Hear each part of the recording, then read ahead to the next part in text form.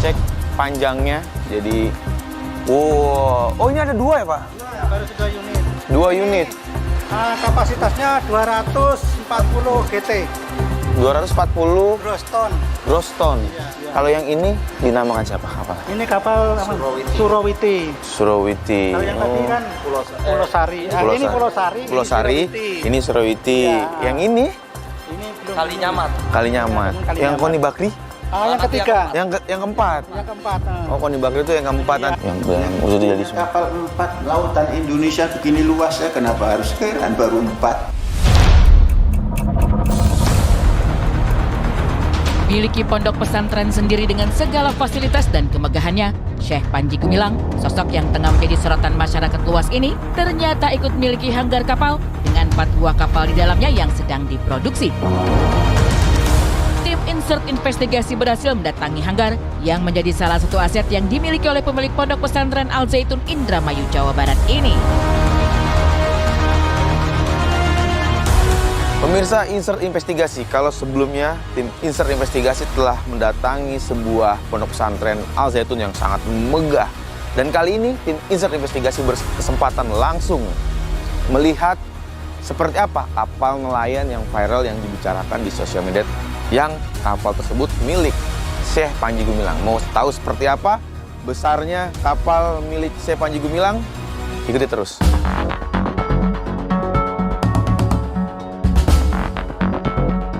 Pak, izin, saya Egy dari tim Insert Investigasi. Siap, boleh. Saya ingin lihat sejauh mana sih proyek dari kapal milik Syekh Panji ini. Sedikit cerita, sudah sejauh mana nih kapal ini bisa untuk digunakan para nelayan? Kalau untuk digunakan para nelayan ini kan proses Pekerjaannya kan sudah 90%. Oh, udah sebentar lagi jadi ya? Pemasangan interior dan pemasangan alat nakoda itu sudah mendekati selesai. Insya Allah ya nggak lama lagi kita turunkan. Sejauh mata memandang, siapapun akan takjub pada 2 buah kapal yang telah siap beroperasi. Sementara 2 lainnya masih dalam tahap pengerjaan. Kalau pemirsa masih ingat pondok pesantren Al Zaitun yang memiliki ruangan pendingin berisi ribuan ikan tuna, ternyata dengan kapal-kapal inilah Syekh Panji akan memasok ikan tuna dari lautan lepas untuk kebutuhan makan para santri dan santriwati yang berada di pondok pesantren Al Zaitun.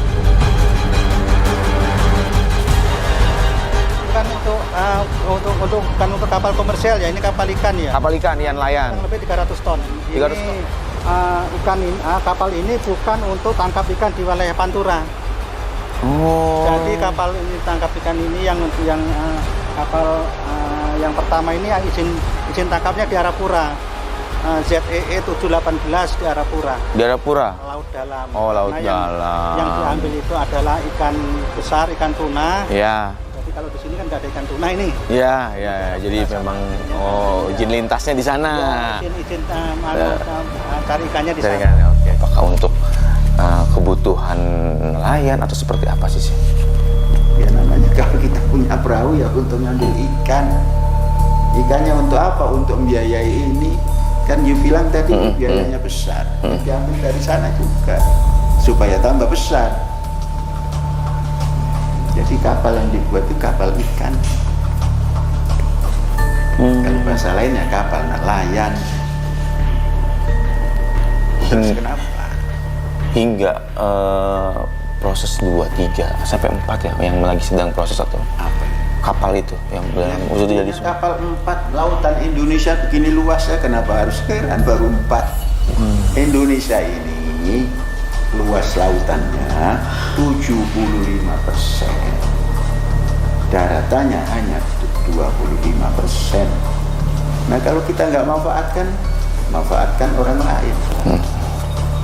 Tapi sudah proses untuk berjalan kapal tersebut atau masih kapal tersebut sudah dalam proses berjalan atau masih yang kecil sudah cari ikan, ini kan yang agak besar. Masih prosesnya Yang agak besar. Ya sudah tinggal jalan kan. Sudah selesai semua yang 2.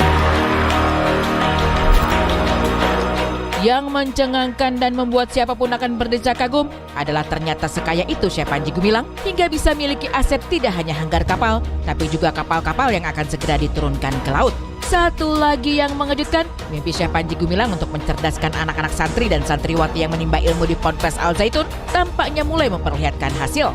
Salah satu yang cukup nyata adalah fakta mengejutkan bahwa ternyata semua perancang kapal ikan milik Syekh Panji Gumilang adalah para alumni Pondok Pesantren Al Zaitun.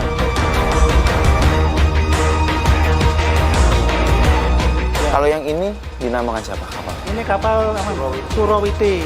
Surawiti. Kalau yang tadi kan Pulau Sari. Ini Pulau Sari. Pulau Sari. Ini Surawiti. Yang ini? Ini belum. Kalinyamat. Kalinyamat. Yang Koni Bakri? Yang ketiga. Yang keempat. Yang keempat. Oh, Koni Bakri itu yang keempat. Nanti lagi progres juga ya. Jalan Tamrinnya nggak ada arti apa-apa. Tapi perjalanannya pondok pesantren ini nggak jadi terbesar se-Asia Tenggara. Jangan diukur, belum tentu ya. Yang mengomong kan bukan kita. Katanya itu yang Washington Post lah siapa. Saya tidak pernah mengatakan ini terbesar, baru 2,5% dari cita-cita yang ada. Masih ada 70. Masih banyak ya. yang diselesaikan. Dan dari side plan-nya saja ini baru 2,5%. Masjid ini pun barangkali baru 1% atau 0,75%. Kayak misalkan dengan bangunan sebesar ini gitu, dari mana dananya Al Zaitun? Jangan pernah tanya dari mana, kok mau membangun begitu. Kalau nggak mau nggak jadi, walaupun punya uang. Berapa banyak orang punya uang, tapi kan nggak mau membuat ini. Betul. Atau banyak orang yang punya keinginan, tapi tidak didukung oleh dana. Jadi ini kemauan yang didukung oleh dana yang tumbuh daripada cita-cita ini, yakni kawan-kawan dia Batak. Kalau yang kuat bertambah besar pohon ini. Tapi kaya raya, benarkah selalu rentan dengan tindak pidana KDRT hingga menduakan hati pasangan? Kisah berikut ini, tim Insert Investigasi akan menelusuri fakta